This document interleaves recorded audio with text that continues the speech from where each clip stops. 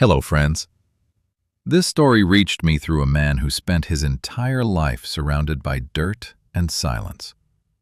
His job was simple, routine. He had been a gravedigger for many years. Every day looked exactly like the one before it. The same paths, the same headstones, and the same feeling that the place was frozen in a single moment, never moving forward. He used to say that the most powerful thing his job taught him was not death, but silence.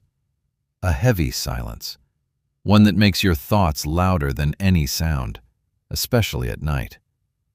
This man had worked as a gravedigger for 40 years in an old, isolated cemetery. He said, "I have seen a lot of grief and tears in my work, but what I am about to tell you tonight has nothing to do with sorrow.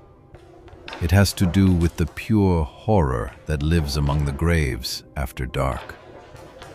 On a freezing winter night, a young man arrived in the middle of the night, driving an expensive car. He looked slightly exhausted and asked me to prepare a grave as quickly as possible. That was not allowed. It was not official. And I kept asking myself, why at such a late hour? Burials are usually done during the day, but his tone left no room for discussion, as if he was in a hurry. He offered me a large amount of money, and I agreed, while feeling uncertain. Still, none of that was the strangest part of the story. I arrived at the cemetery around midnight. The darkness was overwhelming. The sky was covered with clouds, and the wind whistled through the cypress trees like a mournful flute. The place was empty, but the feeling was not. I began digging in a very old section of the cemetery, a place where thousands of bodies had been buried before.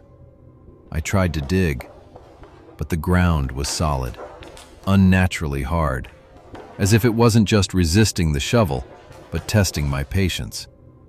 After an hour of work, with the cold sinking into my bones, I felt something strange about that ancient place. I stopped, held my breath, and fixed my eyes on the darkness.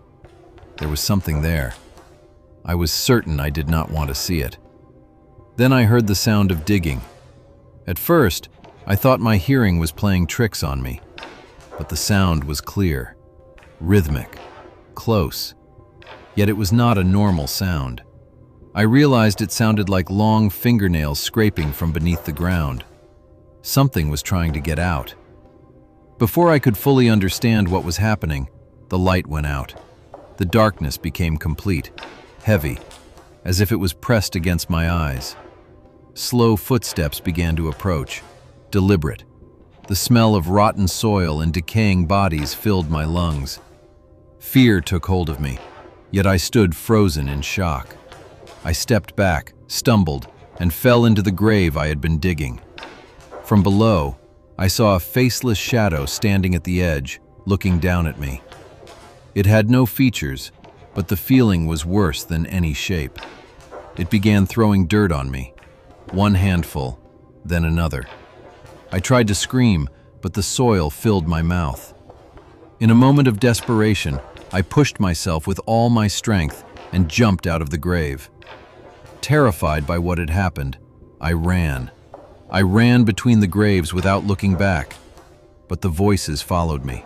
Many whispers, mixed voices, calling my name. At dawn, everything became still again. The grave I had been digging was completely filled, perfectly leveled, as if no one had touched it for years. After that horrifying, hair-raising scene, I quit my job that very day, searching for another life.